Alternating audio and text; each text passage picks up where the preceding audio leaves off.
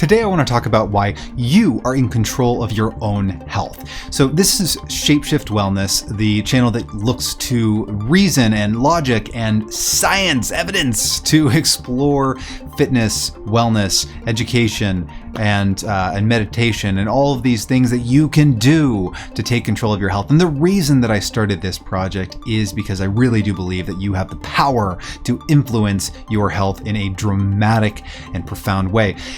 You cannot cure everything, or anything really, necessarily. You cannot completely prevent diseases, but you can make an impact that is very profound, okay?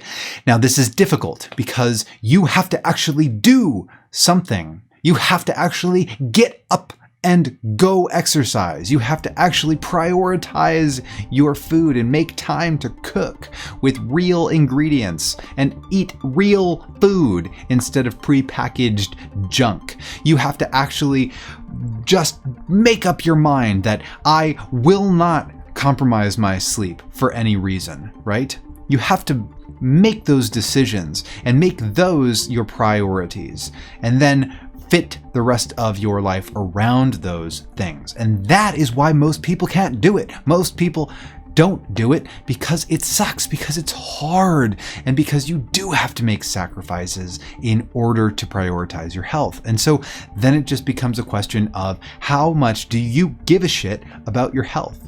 And I'm being blunt, because the fact is that you are in control. You drive the bus. And even if you have something going on with your health that you need medical intervention, you need to be seeing a doctor, even then you still drive the bus, because you can be an informed consumer of healthcare. You can ask your doctor questions. You can ask them, how effective is the treatment that you're suggesting? What are the various types of treatments that would normally be used in a situation like mine? And what are their risks? What are their effectiveness? And what do you recommend? You still ultimately have to drive the bus and take a right or take a left.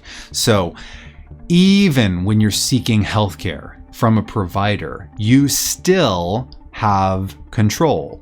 So don't allow, somebody else to sort of take the reins for you. And by the way, this totally excludes emergency situations, because that's when somebody's saving your life. So that's obviously you're not in control there. Let them save your life and just be eternally grateful, of course.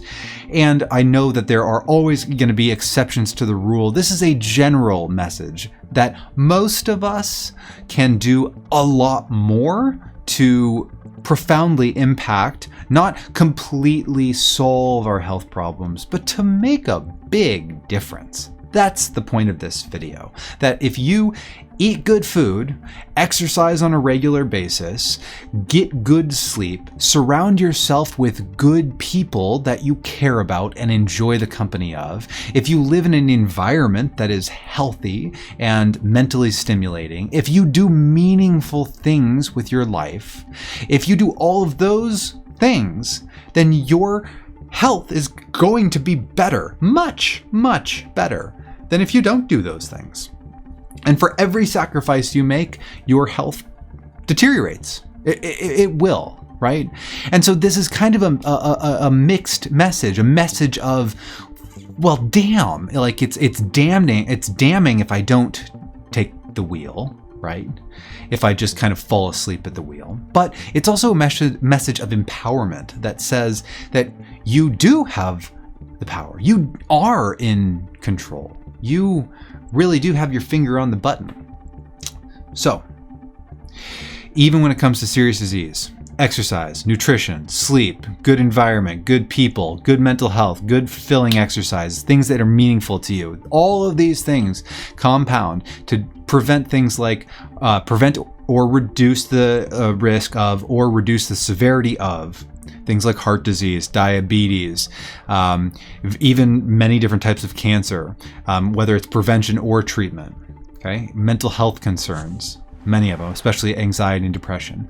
A lot of things that you might assume are sort of out of your control. Heart disease, it's a familial. Diabetes, it's genetic.